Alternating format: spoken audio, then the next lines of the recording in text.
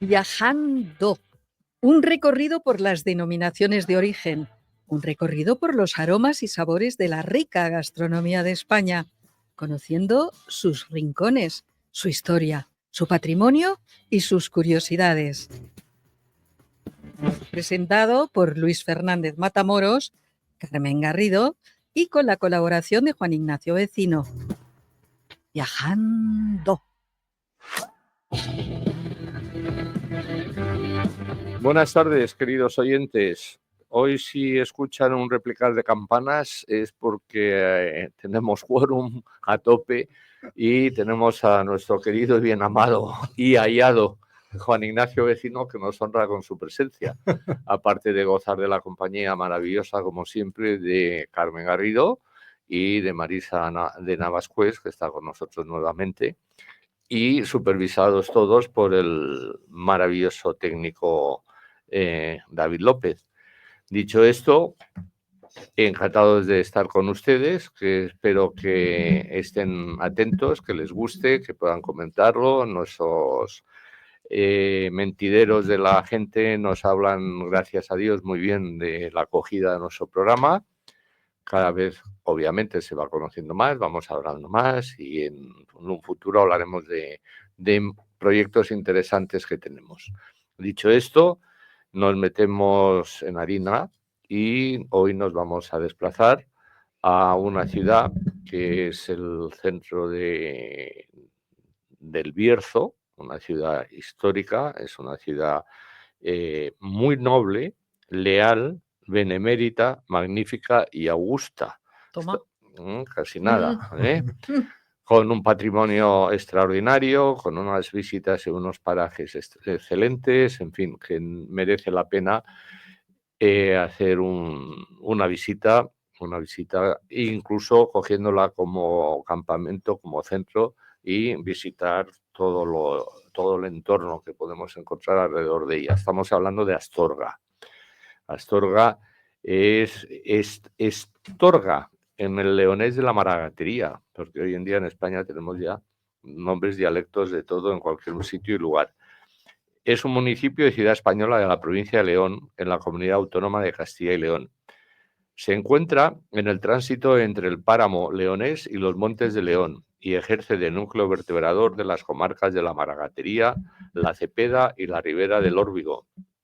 La ciudad es cabeza de una de las diócesis más extensas y antiguas de España, cuya jurisdicción abarca la mitad de la provincia de León y parte de las de Orense y Zamora. Nacida como campamento militar romano de la Legio X Gémina, a finales del siglo I a.C., poco después se convirtió en un asentamiento civil y fue capital del convento asturicense. Se desarrolló como importante nudo de comunicaciones del noroeste peninsular y gozó de cierta prosperidad en los 2 primeros siglos de nuestra era, gracias a la minería de oro, siendo definida por Plinio el Viejo como Urbs Magnifica. Entre mediados del siglo XIX y principios del XX se produjo un importante desarrollo industrial en el que jugaron un papel fundamental la llegada del ferrocarril y el auge de la industria del chocolate. Esta continúa activa junto con otras ramas como el comercio y el turismo cultural como sectores más destacados. Este último se sustenta principalmente en su patrimonio histórico-artístico, además de ser lugar de paso del Camino de Santiago y una de las cabeceras de la Vía de la Plata. Bueno, pues vamos ahora con la toponimia, como no podía ser de otra manera en este programa. El topónimo de Astorga es una evolución natural y popular del topónimo antiguo, Astúrica. Sobre el origen y significado de este último hay varias teorías. Para algunos, como por ejemplo para el cronista Gil González Dávila, proviene del nombre que llevaba Astir o Astur, escudero de Memnón, llegado desde Oriente, mientras que para otros deriva de Astiria, Astírica o Asturia, denominación con la cual se la conocía durante las conquistas de Munuza. Pedro Junco, apoyándose en otros textos como el Diccionario de Covarrubias, escribió en 1635 que el nombre derivaba de Astu y orgia. Dos palabras que unidas formarían Astorgia, con el significado de ciudad para celebrar el culto de los dioses, concretamente de Baco, y que latinizada se transformaría en Astúrica. Asimismo, afirmó que también que antes de llamarse Astúrica se denominaba Roma, Rhoma, sinónimo de fuerte en griego. La ciudad es citada como Astórica en documentos de 878, como Osturga y Austurga en el Codex Calixtinus, y como Astur, Asturius y Asturia a lo largo de la Edad Media.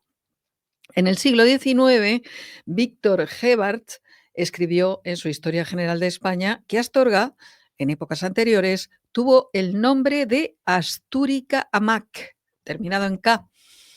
Y en el siglo XIX, de Víctor Gebhardt, en la edición de 1734, se la llama Asturia y Astúrica. Asturia, región y ciudad cercana a Portugal, y Astúrica Augusta, ciudad de la España tarraconense, vulgarmente llamada Roma. En todo caso, Astúrica se denominó a la antigua capital de las 22 tribus astures, que recibió más tarde de manos del emperador César Augusto el apellido de Augusta, a la vez que elevó el lugar a capital de convento jurídico. Y como no puede ser de otra manera, pues claro, Astorga también tiene clima. No me digas. Y lo voy a comentar para que lo sepáis, y la gente que quiera visitar Astorga que sepa con qué se puede encontrar en cualquier época del año. El clima se clasifica como mediterráneo continentalizado, de inviernos fríos con frecuentes heladas y veranos cálidos y secos. La oscilación térmica anual ronda los 15 grados centígrados, mientras que la diaria supera en ocasiones los 20 grados centígrados. Las precipitaciones se reparten de forma irregular a lo largo del año, con escasez de las mismas en verano, concentrándose al final del otoño y en los meses invernales y a principio de la primavera.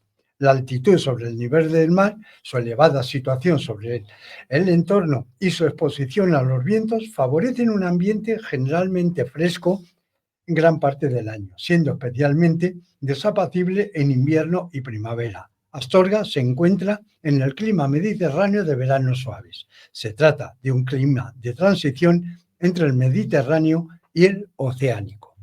Y claro está, tenemos que llegar, tenemos que ir a Astorga, habrá que ir de ¿no? alguna manera, ¿no? Vamos a ver cómo lo hacemos. En coche, por ejemplo, sus principales vías de acceso por carretera son la autovía A6, que une Madrid con La Coruña, la autopista AP71 y la carretera nacional N120. Ambas comunican Astorga con León capital. Y yo siempre les propongo que si tienen que optar por la opción autobús, no hay ningún problema, porque la compañía Alsati ofrece servicios por carretera entre la ciudad y múltiples destinos nacionales. Pueden ir desde León, Ponferrada, La Coruña, Valladolid, Gijón, Barcelona, etcétera. Y por supuesto que también hay un importante nudo de ferrocarril que desde la llegada del mismo a la ciudad en 1866 existe una estación situada en el barrio de Puerto Rey, al noroeste de la ciudad. Dicha estación está gestionada por Adif y pertenece a la línea Palencia-La Coruña. Las conexiones que mantiene Astorga por ferrocarril a través de la compañía Renfe son bastantes, y podemos decir que desde Astorga se puede ir a Ponferrada, en el Albia, se puede ir a La Coruña, también en el Albia, en Trenotel, a Vigo, en el Albia, en el Arco, en Trenotel, a Ferrol, en Trenotel, a Madrid, por supuesto, Albia, Trenotel, a Barcelona también de la misma forma, y Bilbao, a Irún, y luego se puede ir a León en el Intercity Regional Express. Y por supuesto podemos llegar también a Astorga en avión, entonces a través de 3 aeropuertos. El primero y más cercano es el aeropuerto de León, que es el único aeropuerto ubicado en la provincia, es el más cercano, está a 44 kilómetros de distancia de Astorga, el aeropuerto de León, que lleva operando desde 1999. Y también hay otras opciones cercanas, que son los aeropuertos de Valladolid, que está situado a 157 kilómetros, y el de Asturias, que es situado a 193 kilómetros. Muy bien, creo que todos nuestros oyentes habrán tomado nota y si no, para eso tienen unos maravillosos podcasts en iVoox que pueden volver a anotarlo con calma, pueden parar la locución, volver, etcétera, y no tienen problema. Nos hablamos de Astorga, hablamos del Bierzo, hablamos de sus sitios, sus parajes y de su gastronomía. De hecho, su gastronomía, origen de viajando, son sus DEOs y sus IGPs. Entonces, si estamos hablando, vamos a hablar hoy de dos productos alimenticios por excelencia. Uno muy local de Astorga, que luego hablaremos, y otro muy local y paradigmático de lo que es el Bierzo. Porque, señores, ¿quién no ha oído hablar del botillo del Bierzo? ¿Y quién lo habrá degustado o no lo habrá degustado? Ese plato ligerito, ¿no? Sí, ligerito, sí. Sobre todo ligerito. Bueno, sí, yo creo que es como un cocido y una fabada todo junto. Todo junto, ¿verdad? Bueno, para que nos lo ratifique o nos lo desmiente, tenemos a Roberto Fuerte, que es técnico precisamente cárnico de los alimentos de calidad del Bierzo, para que nos eche una mano y nos diga realmente por qué camino tenemos que ir, por lo saciante o no saciante. Muy buenas tardes, Roberto. Hola, ¿qué tal? Buenas tardes. Muchísimas gracias por aceptar nuestra invitación y venir a deleitarnos un poquito con ese maravilloso producto que es el botillo. Cuéntanos un poquito Hay gente, aunque parezca mentira, que no lo conoce, pero... Poquitos. Sí. Hombre, primero agradeceros porque estamos encantados nosotros de poder difundir nuestra gastronomía, nuestro producto rey en vuestra emisora. Nos parece que es algo digno de exaltar, ¿no? Es un producto, como decís bien, es un producto muy, muy carismático aquí de la comarca, un producto, como yo siempre digo cuando vamos a las ferias, que es que va en el DNI de todos los bercianos, no va en su mochila, y que es un producto que se consume siempre en compañía, siempre en familia, y yo creo que lejos de ese mítico fartón, ¿no? de ese producto fuerte, como decís, depende de lo que te comas. Si te comes el botillo entero, pero que un botillo con ese repollo que va compartiendo esa cocción y un buen vino encía y una manzana reineta, por ejemplo, de postre que te ayuda a la digestión, pues me parece un buen maridaje, ¿no? Y una buena siesta, ¿no? También, bueno, pero eso todo ayuda siempre, claro. O sea, eso, o una buena carrera después para que baje, depende, ¿no, Roberto? Yo creo que no es... a ver, es mítico porque, pero insisto, depende de la cantidad que te comas. Aquí normalmente ahora está muy por el tema de restauración se hace un botillo pequeñito de 400 gramos, ¿vale? 400, 500 gramos, pero que luego realmente en carne te quedan 150 gramos, no te queda más. Que es, como, no sé si no he explicado lo que es el botillo. Bueno, eso te iba a preguntar yo, Roberto. Dinos los ingredientes, dinos cómo se hace, ponnos los dientes largos, porfa. Claro. El botillo, pues mira, el botillo es un producto típico aquí, como os decía, el Bierzo, y lo que lleva en su interior es costilla de cerdo principalmente, con su carne, o sea, carne y hueso, ¿vale? Rabo, y luego puede llevar otros componentes como son espinazo, carrillera, paletilla, pero todo con sus huesos. Era un inicio de cocina de aprovechamiento, digamos, en sus ancestros, que una vez que se quitaba la carne para hacer los chorizos, esos huesos, sin esquilmar esa carne, dejando abundante carne, se adobaban, ¿vale? Y se metían en la tripa del cerdo, en el ciego del cerdo, y se ahumaba un poquito, se curaba, y luego pues se comía cocinado, o sea, hay que cocinarlo, es decir, hay que hacer un guiso para su consumo, ¿vale? Pero insisto, es cuando vamos a las ferias, a Madrid, por ejemplo, a Gourmet o a Alimentaria, la gente lo ve y piensa siempre que es una sobrasada, que es un morcón por el aspecto exterior. Claro, piensan que se puede filetear. Cuando le dices que no, que hay que trinchar porque hay que sacar los huesos con la carne, pues claro, llama un poquito la atención. Y luego está esa cocción, como os digo, ese guiso de 2 horas y media, tranquilamente, suavemente, donde se añade patata, se añade repollo, una legumbre, por ejemplo, cualquier ingrediente que absorbe esa agüita de cocción que va soltando el botillo, pues es un acompañamiento ideal. Hola Roberto, soy Marisa. ¿Es cierto que tenemos que salir corriendo para Astorga a tomar el botillo? Porque dicen que según manda la tradición, el último botillo del año se toma antes de carnaval. A ver, aquí, fijaros, el primer botillo o los primeros botillos se solían comer en las fiestas de Navidad. Uh-huh. Aquí en el Bierzo, fijaros la importancia del producto, que es la comida típica de Navidad o de Año Nuevo, por ejemplo. ¿Vale? Cuando estás con la familia y se come. Y el último se solía comer exactamente el martes de carnaval. Uh-huh. Porque ya empezaba la cuaresma, claro, y obviamente no podías ya comer botillo en la cuaresma. ¿Vale? Había que afrontarla bien. Una cosa, Eso es. de todos los ingredientes que has dicho, hay unos ingredientes que llamáis especias naturales, pero no las definís. ¿Cuáles son? Normalmente lo que se suele echar es, pues como a cualquier embutido aquí en general, se suele echar orégano. Ajá, muy bien. Orégano. O sea, el mondongo se suele adobar principalmente con pimentón y sal, luego un poquito de ajo también y luego pues orégano. El botillo del Bierzo, creo que es el único botillo del mundo que tiene indicación geográfica protegida. ¿Es así? Así es, sí, ahora mismo es la única IGP o la única figura de calidad de este tipo de productos. Sí que Galicia intentó en su momento el botelo galego, pero quedó un poquito a las puertas de ese final de puerto, ¿no? Sí que lo intentaron, pero no llegaron. Y el Bierzo, pues ya vamos a hacer, fijaros, en este año 25 hacemos el 25 aniversario, o sea, 25 años marcando esa calidad de este producto de aquí del Bierzo. Sí, además, soy Juan Ignacio Vecino. Toda la zona de lo que es el Bierzo, bueno, pues es el gran, digamos, desarrollador de todo lo que es el tema del botillo. Y yo conozco a varias personas, entre ellas a Luis del Olmo, que fue un auténtico embajador del Bierzo, del botillo. Vosotros tenéis, digamos, de alguna forma, algunas personas ilustres que son las que, digamos, prescriben que se tome el botillo.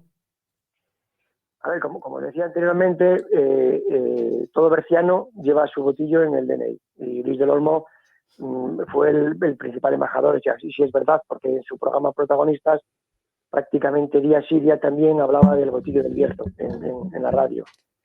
Él también incluso instauró esa botillada que se hacía anualmente en Barcelona, en los premios Protagonistas.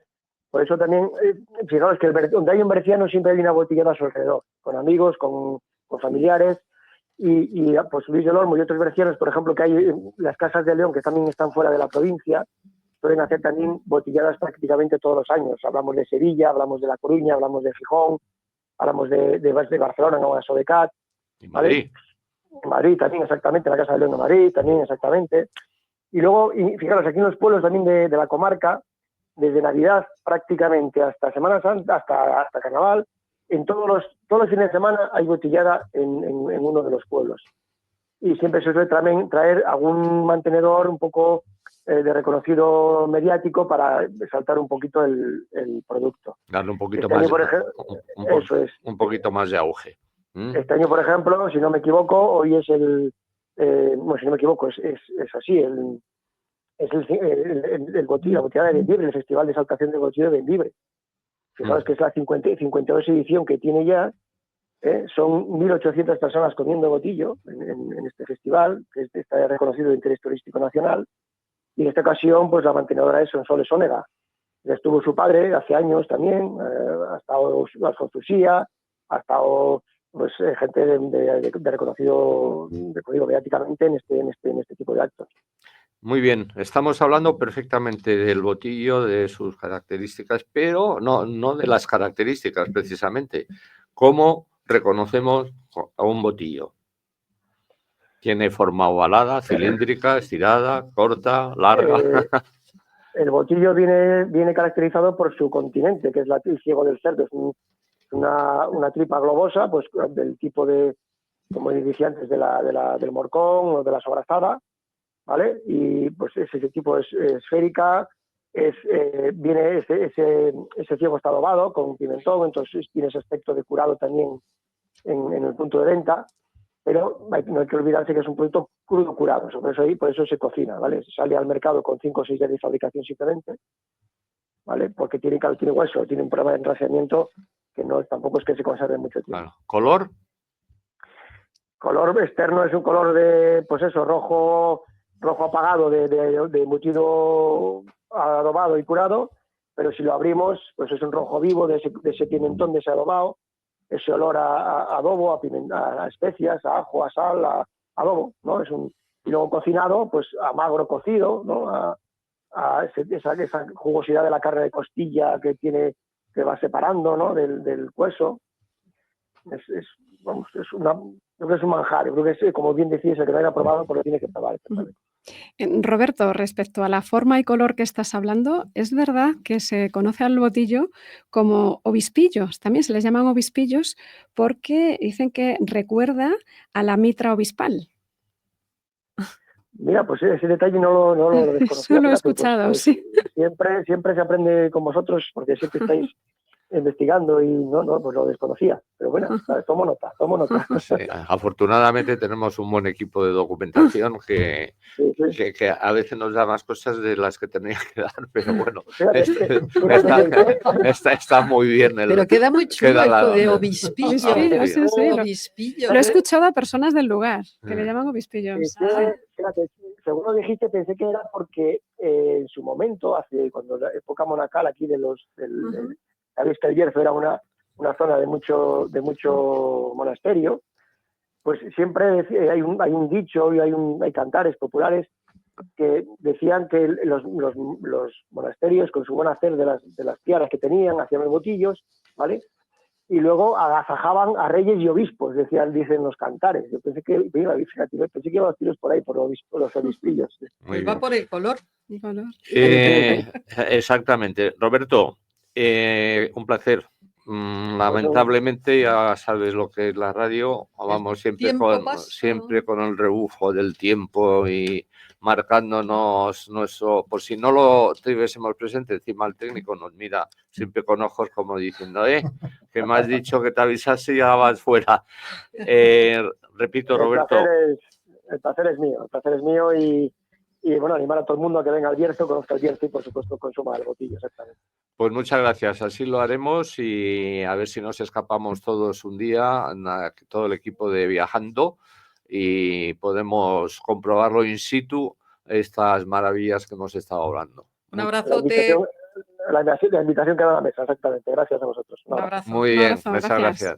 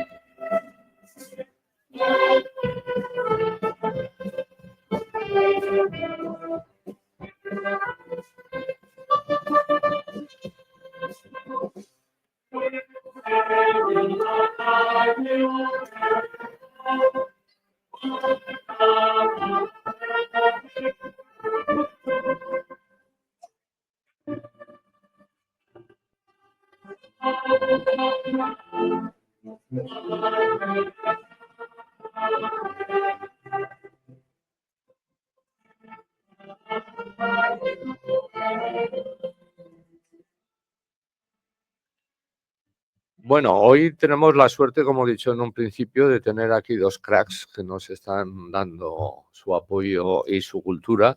Y vamos a empezar con Marisa de Navascués para que nos hable un poquito de la historia de Astorga, de sus alrededores y de todo la documentación que tan bien nos trae siempre. Marisa, todo tuyo.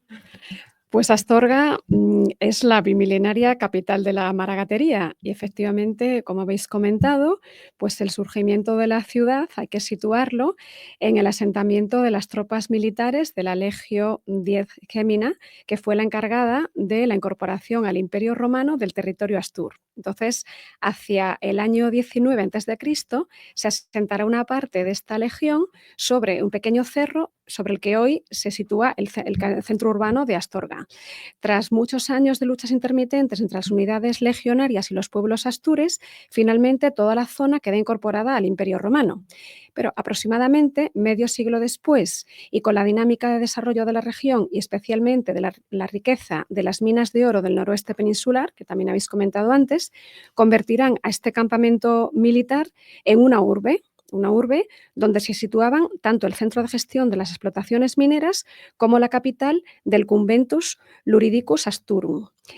Bueno, con estas funciones administrativas y políticas se va a mantener Astorga hasta el siglo IV a.C., cuando se va a levantar la muralla y se inicia también un extenso proceso de reestructuración urbana.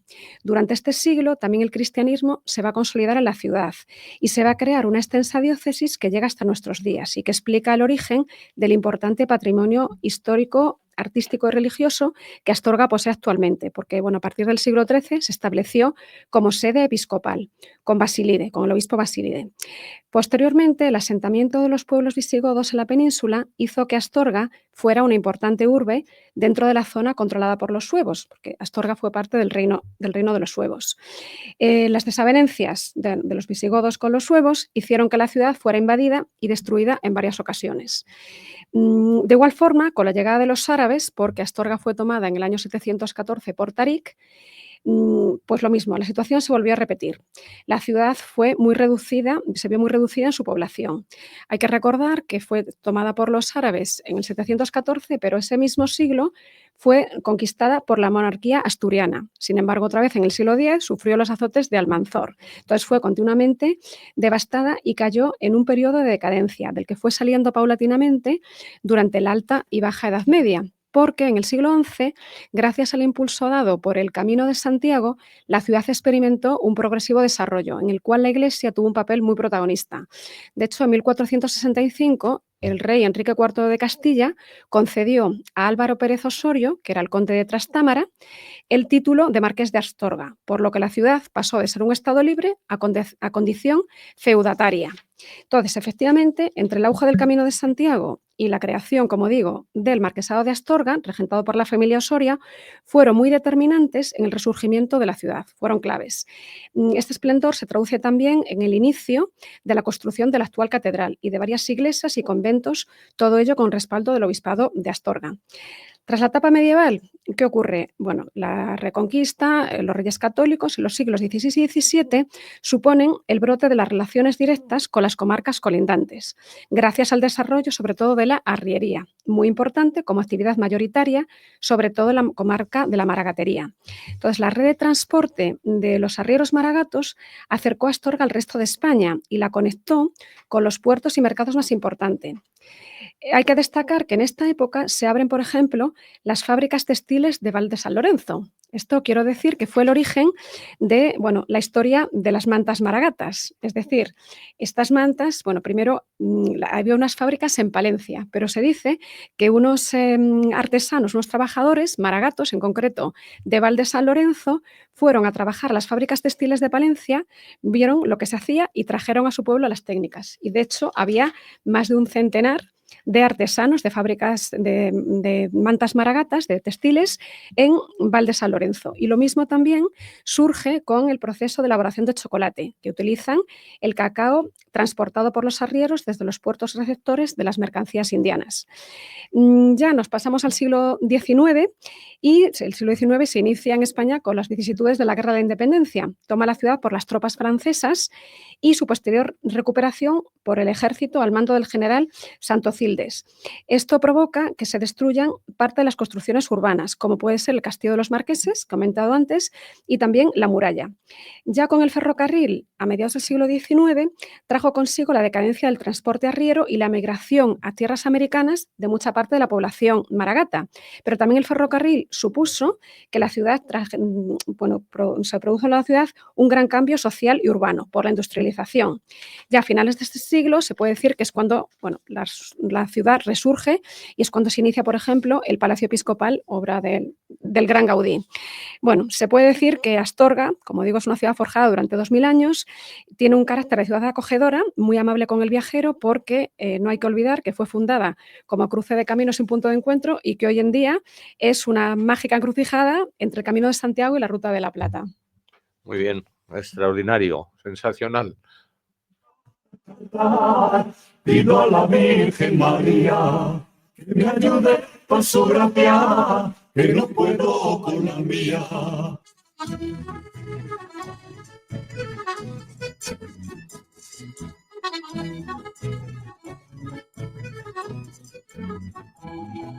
De la montaña he venido y a la montaña me vuelvo, porque por la montaña se cría todo lo bueno. Como se jalea la trucha en el agua, así se jalea tu cuerpo salada. Como se jalea la trucha en el río, así se jalean tu cuerpo y el mío.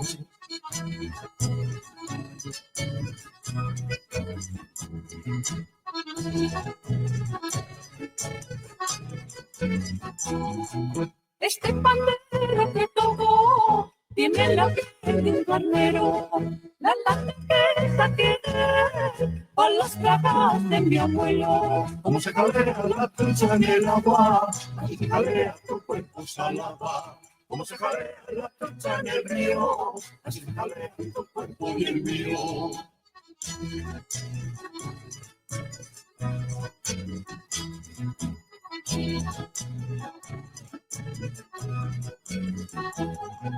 Amigos ya no hay amigos, cualquier amigo la pega. No hay más amigos que Dios y un duro en la faltriquera. Como se jalea la trucha en el agua, así se jalea tu cuerpo salada. Como se jalea la trucha en el río, así se jalea tu cuerpo y el mío. Bueno, después de este jaleo que nos han dado Muy musicalmente. interesante, por cierto. Hombre, es que aquí no solamente los Lo de cortes que dinero en la hacemos, faltriquera, claro, cuidado, los cortes que que tiene su hacemos, aquele. Es que la utilización del léxico es muy importante. Hombre, aunque ya no se lleve faltriquera, pero se ha llevado. se ha llevado. Bueno, claro. hay quien la sigue llevando moderna. Exacto, Moderna, exacto. Y como además decía el otro. hay que seguir conservando la palabra, y hoy, sobre todo, que es el Día Mundial de los Idiomas. Con lo cual, Es una palabra preciosa. No, por eso precisamente en ¿Verdad? este programa lo que intentamos siempre es mantener la historia y dar a conocer de todos los orígenes de todo, ¿no? Porque es un bien tan maravilloso que tenemos nosotros, pues Totalmente. ¿por qué lo tenemos que obviar? En fin. Al contrario. Bueno, ¿habéis hecho la digestión ya del botillo o aún seguís andando por ahí dando vueltas a la mesa para ver si lo bajáis o no? Porque ahora vamos a endulzarlo un poquito. Nos queda hueco para lo siguiente. Exactamente, hacer hueco y vamos a... Luego ya no cenamos. Eso Ahora es. vamos a ir Merienda, a uno de cena. los productos típicos aquí de Astorga, de que quien no ha parado en Astorga y no se ha ido de Astorga con una caja de mantecadas de Astorga. O más de una. Con más de una, habiendo hecho su buen chocolatada con sus mantecadas y de ahí saliendo.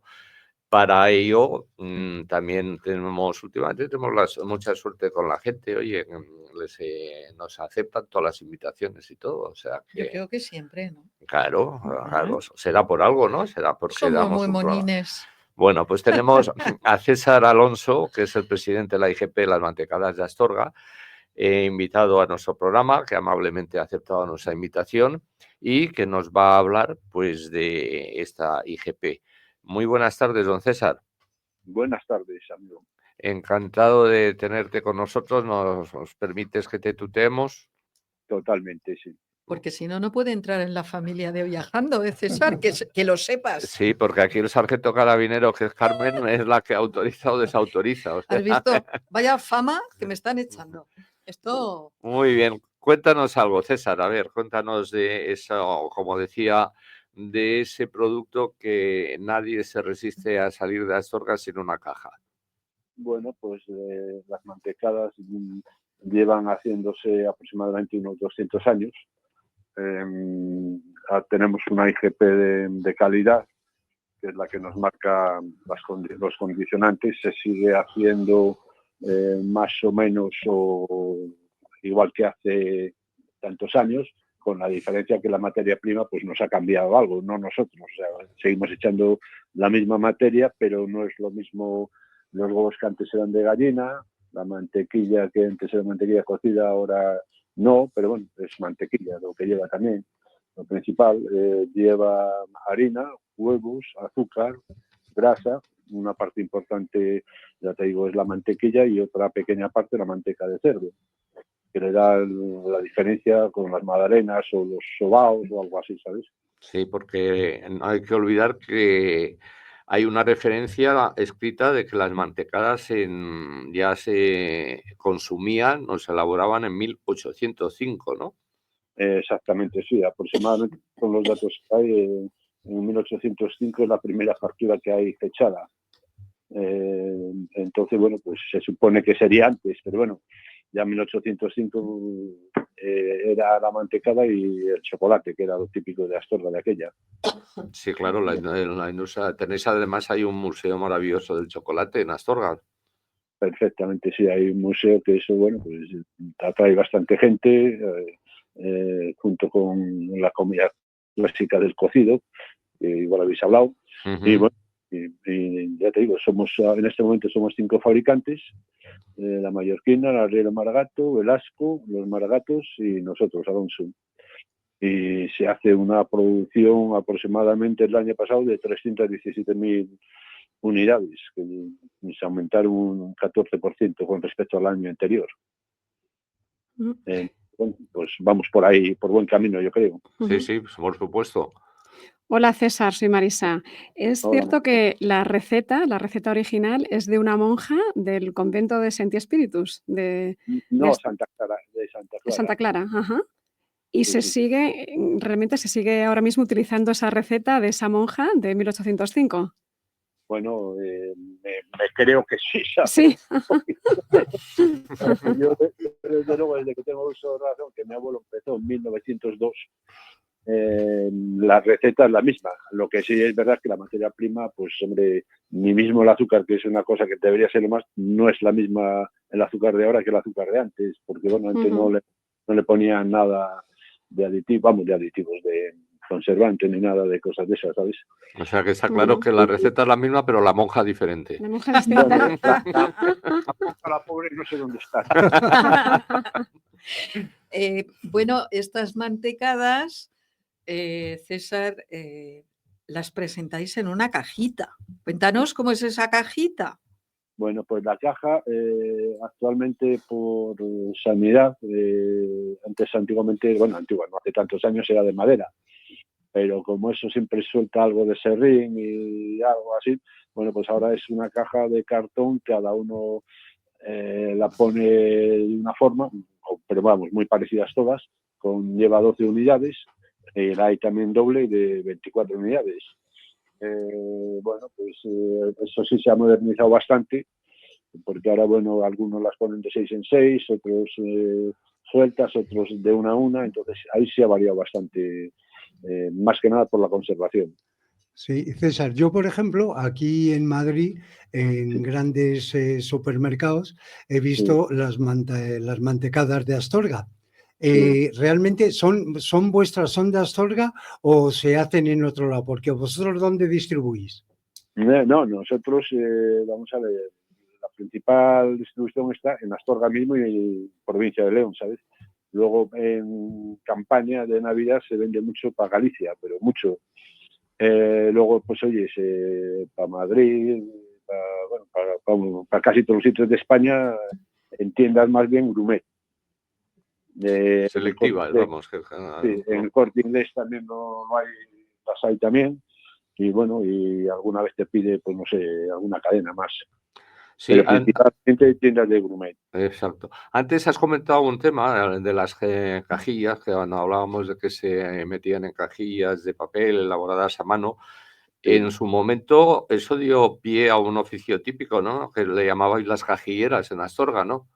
Correcto, sí, eso también ha pasado prácticamente, bueno, pues prácticamente no ha pasado la historia por el mismo tema, por el tema de sanidad.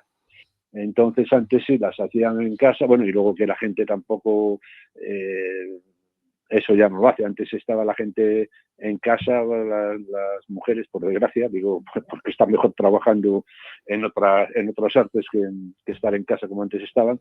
Entonces, bueno, pues era como el que jugaba a las cartas en casa o cualquier cosa, pues eso era un ingreso más en las familias. Y ahora no habría gente para hacerlas tampoco, o sea, sería impensable, ¿sabes? Ajá. Desde César, hace 20 años así. Dime. ¿exportáis? Que yo sepa, no. La mantequilla no. Que yo sepa, no se exporta. Porque el problema que tiene la caducidad es que que tiene caducidad corta. Ajá. Entonces, yo no sé si algún fabricante, pero que yo sepa, no exporta a nadie. Ajá. Que yo sepa, para las provincias, por supuesto, pero fuera de España yo creo que no se exporta.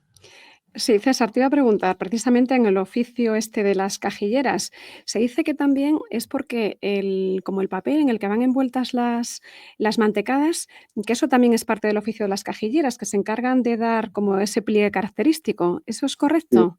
Correcto, Correcto. Tiene un doblez que las máquinas no lo hacen como lo hacían, pero bueno, se ha conseguido bastante de lo que se puede hacer, pues claro, somos 5, no hay un fabricante que te diga, mira, te voy a hacer con ese doblez, no lo hay, porque lleva 2 dobleces para adelante y 1 para atrás, con lo cual la máquina sería muy complicada. ¿Se sigue manteniendo entonces de generación en generación un poco este oficio? ¿Es algo artesanal? No. Ya no. Las cajitas prácticamente yo creo que ha parecido, porque ya te digo, primero por temas de sanidad, porque las hacían en su casa. Entonces, las metían en unas cajas, luego las tenías que traer, pues eso, sanidad, que lógicamente, pues no, ahora no puede. Bueno, y aparte que lo veo bien, ¿no? Ya, porque me imagino que efectivamente antes se elaboraba el producto y se mandaba a las casas de estas señoras, ¿no? Que hacían esta labor. Sí. El encajado. No, tú le dabas el papel, ellas lo doblaban, lo hacían 4 dobleces y luego ya le hacían la clásica esquina de la mantecada, que vamos, yo me pongo y la sé hacer, pues bueno. Ya, pero luego se retornaba a la fábrica la caja vacía y se rellenaba en la fábrica o... No, la cajilla, se hacía la cajilla se hacía y luego tú traías la cajilla para aquí y la llenabas aquí, la envasabas aquí en la fábrica, ¿sabes? O sea, no en las casas por supuesto no se envasaba nada más hacían la cajilla. Ya. Así, o sea, como de una magdalena, el papel de la magdalena. Sí, que sirve para la grasa también, para que efectivamente no se manche. Exactamente, sí. César, también como estabais hablando de la comercialización y de la exportación de las mantecadas, ¿es cierto que la comercialización de las mantecadas empezó en el siglo XIX con la llegada del ferrocarril a Astorga? Porque, bueno, a mí me han contado, y amigos de la zona, ¿no? También que se popularizó la venta de las mantecadas a pie de andén. Y los propios vagones, y que así se dieron a conocer las mantecadas para viajeros que iban tanto al noroeste de España como a Madrid. Es como se empezaron a popularizar. Bueno, no es parecido, pero no era así. Ajá. Eran las cajilleras, las que vendían las mantecadas, estaban en Astorga y en una dirección o en otra y las iban ofreciendo a los que iban en el tren. Sí, eso es, sí. A pie de andén y también en los vagones propios. Dentro del vagón, la mayoría, sí, porque a pie de tren sí también se vendía alguna, pero sobre todo dentro de los vagones. Dentro de los vagones. Entonces sí, eso y el cuartel de los militares, que claro, que hubo gente en Astorga en aquel momento, 1.200, 1.300 militares, pues eso, la familia y ellos, pues llevaban las mantecadas, que era el producto típico. Entonces, una cosa y otra, pero yo creo que tanto los militares como con los que lo vendían en los trenes. Vamos, Bueno, que hasta la distribución era artesanal. A mí se me ha ocurrido una cosa, César. Espero que ninguna de las vendedoras que las vendían en el tren se fuera con el tren porque se hubiera distraído, ¿no? ¿No has oído ninguna anécdota de esas, no? ¿Se bajaban a tiempo? No, llegaban hasta León, o sea, llegaban hasta León o otra estación, y si iban en dirección a Galicia, pues hasta Ponferrada o Tigre, volvían otra vez en el tren, ¿sabes? Vale. De aquí ya pasaban muchos trenes, no es como ahora que, bueno, pasan, pero muy poco. Sí. No, además, en aquella, aparte de que siguiesen el itinerario, en aquella época habían paradas larguísimas de trenes. Yo me acuerdo que a mí me ha tocado ir desde a San Sebastián, desde Barcelona, y en Castejón había que parar 3 horas porque se cambiaba la máquina a las 3 de la mañana. Entonces, y además yo, como me mandaban a bajar a la cantina a comprar bocatas, mi madre y todas estas cosas, y yo iba muerto de miedo, decía que se me escapa el tren, y volvía y podía haber hecho una cena perfecta y tal, porque aquello no se movía, pero bueno.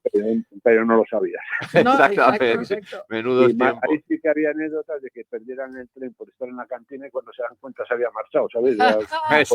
Sí, podía ocurrir de todo. Muy bien, César.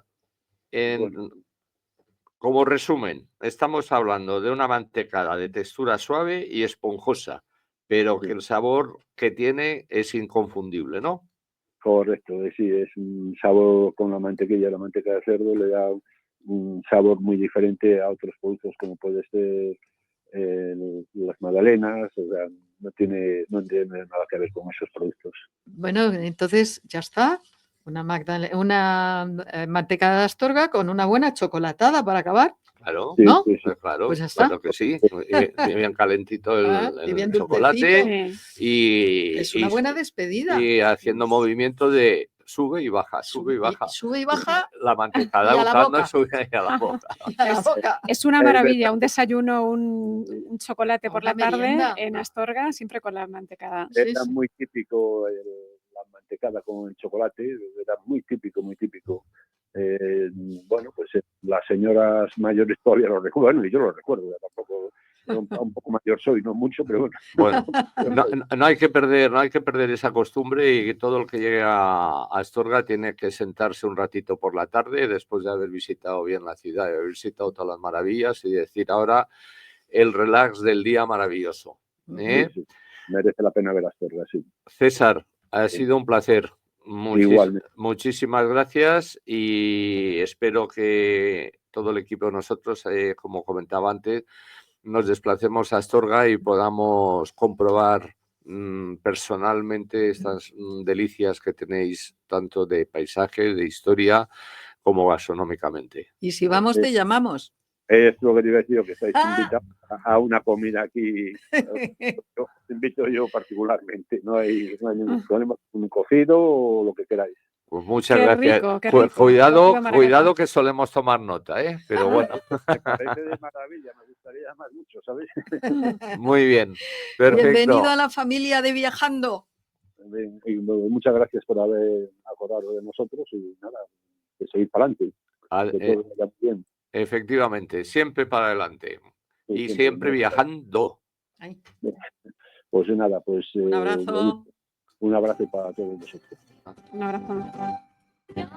Cuando se fue, déjate la cara, echa la pena, salta y vete, pero que no que no voy sola, que no voy sola.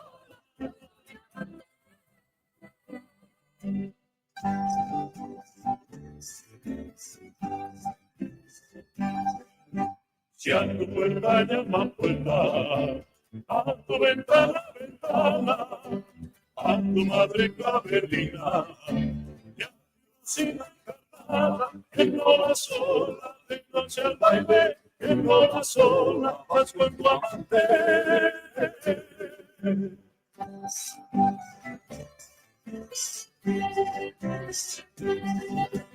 No voy sola, no voy sola, sienta la romería, sola,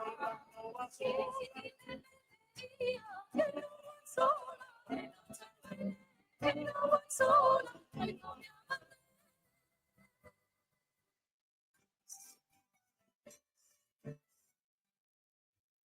Bueno, pues ahora vamos a aprovechar, no le vamos a dejar escaparse sin intervenir personalmente para hablar del maravilloso y rico patrimonio que tenemos en España y especialmente en la zona del Bierzo, en Astorga. Con todo ello tenemos a Juan Ignacio, que no te digo esta es tu casa porque ya lo sabes, con que dale caña. Pues muy bien, Luis. Vamos a ver. La verdad es que la zona esta tiene un patrimonio declarado por la UNESCO maravilloso, como es la zona de las médulas. La zona de las médulas, bueno, pues parten desde el siglo I después de Cristo y el poder imperial romano empezó a explotar el yacimiento aurífero de este sitio del noroeste de España, recurriendo a una técnica basada en la fuerza hidráulica. Cuando tú vas por la carretera de La Coruña, vas hacia La Coruña, ves que una serie de montañas que tienen una serie de calvas, que no tienen nada, ninguna vegetación, y eso es porque la forma de explotar los romanos toda esta zona era a base de hacer galerías y meter agua a presión, y entonces el agua a presión bajaba a grandes velocidades por toda la montaña y lo que iba haciendo era que iba arrastrando el oro, es decir, los yacimientos de oro iban allí apareciendo, y era la forma de... Sí, lo desprendían de la exacto, roca. se desprendía de la roca y luego se recogía, pero era a base de... ni a base de mano de obra, exacto, ni nada de nada, sino a base de agua, con lo cual la verdad es que los romanos, como siempre, eran muy innovadores y la verdad es que lo hicieron estupendamente bien. La verdad es que luego ese tema se abandonó, lo dejaron, y hasta que, digamos, de alguna forma la UNESCO tomó cartas en el asunto y las autoridades españolas, por supuesto, para que esa zona fuese declarada Patrimonio de la Humanidad por la UNESCO, por la organización, de tal forma que tuviese una conservación y un mantenimiento, que es una de las funciones importantes de la UNESCO, ¿no? Que todo lo que se nombra Patrimonio de la Humanidad tenga un mantenimiento, tenga una consideración por parte de las autoridades y no se deje, no se abandone. Sí, que no sea simplemente el nombramiento, sino que tiene que tener una continuidad. Exacto. Entonces, como ya que estoy aquí y bueno, pues te tengo aquí a mi lado, pues ¿cómo te voy a dejar sin criterios hoy? Estabas tardando. Me querías dar la sorpresa, ¿eh? No puedo dejarte sin criterios. Entonces, por lo que está declarado las médulas Patrimonio de la Humanidad es porque es una obra importante del genio creativo humano en el campo de la minería y específicamente en la tecnología de ruina Montium, es decir, de lanzar el agua a presión y que vaya destrozando la montaña por dentro. La aplicación de la energía hidráulica en los sistemas de extracción del oro es a una escala y eficiencia importante que supuso una economía grandísima. Y la verdad es que de todo eso se benefició el Imperio Romano. Además, las médulas, en el criterio 2, dice que constituye un ejemplo notable de la aplicación de las técnicas mineras romanas para la explotación de metales preciosos. Y resulta excepcional que las obras posteriores, que en gran medida han destruido tales evidencias en otros lugares, haya sido aquí limitadas o inexistentes, por lo que este bien es sin duda el mejor conservado y el más representativo de todas las áreas mineras del mundo grecorromano en época clásica. El criterio 3, las explotaciones mineras auríferas romanas en la zona de las médulas fueron las más extensas de la antigüedad. Los especuladores han hecho de las suyas a la hora de administrar, pero bueno, como está todo bastante bien cogido por parte de la UNESCO, no dejan que haya expolios. Y como criterio 4 dice que la zona aurífera de las médulas es un ejemplo destacado de tecnología romana innovadora, como comentaba anteriormente, en el que todos los elementos del paisaje antiguo, tanto industriales como domésticos, han sobrevivido mantenido en un grado excepcional y la verdad es que la conservación es una maravilla y yo aconsejo a todo el mundo que pase por esta zona, que vaya a visitar las médulas porque es algo extraordinario y único en el mundo. O Y sea, el color es El color es ya es un mágico. espectáculo. Pero ¿eh? no en diciembre, yo estuve la última vez en diciembre y hacía un frío Claro, horroroso, o sea es que que casi en esa mejor, zona- ahora es la época perfecta para ir a las médulas. Sí. exacto. Es que Ahora, Bueno, y para ir a Astorga, la época claro, perfecta para ir a el Astorga es Bierzo ahora. en En En invierno invierno es... tienes que echarle valor No, también. tremendo. te llevas un plumas. Sí, sí. ¿Dónde está el problema? Si ahora hay unos abrigos térmicos que vamos, que puedes irte al Polo Norte. Pero ahora Claro. primavera es Y- ideal. y lo- Te haces un bocata de botillo Claro. y ya no Y hace vamos, falta. ya. Y unas mantecadas. Claro, y luego Eso. aparte de las médulas, antes lo comentaba Marisa, hay una parte muy importante que la hizo Gaudí, que es una serie de edificios y que está tratando toda España de unirse en todos los donde hay edificaciones de Gaudí para que esa declaración que tienen en Barcelona, fundamentalmente Patrimonio de la Humanidad, pueda extenderse a toda España, pero la comunidad autónoma de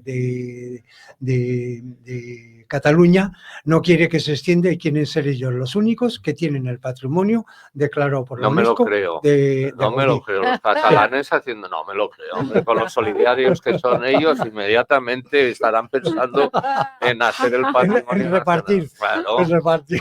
En compartir. De todas maneras, ¿no estáis de acuerdo en que lo que es Astorga tiene para mí 4 cosas importantes, ¿no? Bueno, la historia, el patrimonio, pero respecto al patrimonio tiene el gran legado romano, luego el ambiente medieval de las plazas, que es único, la majestuosidad de la catedral y luego el palacio con esa arquitectura onírica de Gaudí. O sea, tiene cuatro cosas que Y el son Y el únicas. Camino de Santiago. Bueno, el Camino de Santiago, claro. Sí, el siempre cruce. lo decimos, que tenemos un país que es un continente y dentro de ese Desde luego. continente tenemos absolutamente de todo. Vamos, es que puedes elegir lo que te dé la gana en este país. El mejor y más bonito país del mundo. Efectivamente, haber sido una vez por El más todo, variado. vamos efectivamente sacando pecho y diciendo todo lo que tenemos y dando a conocer lo que hayamos para nosotros. Y no somos tan bobos que, bueno, como lo tenemos, oye, pues disfrutamos. No, que se entere la gente. Y que lo conozca, y que lo conozca, porque no se conoce. Claro, mucho, sí. que no somos playas y es. sol, que hay muchísima historia detrás de Sí. nosotros. Y antes, cuando César comentaba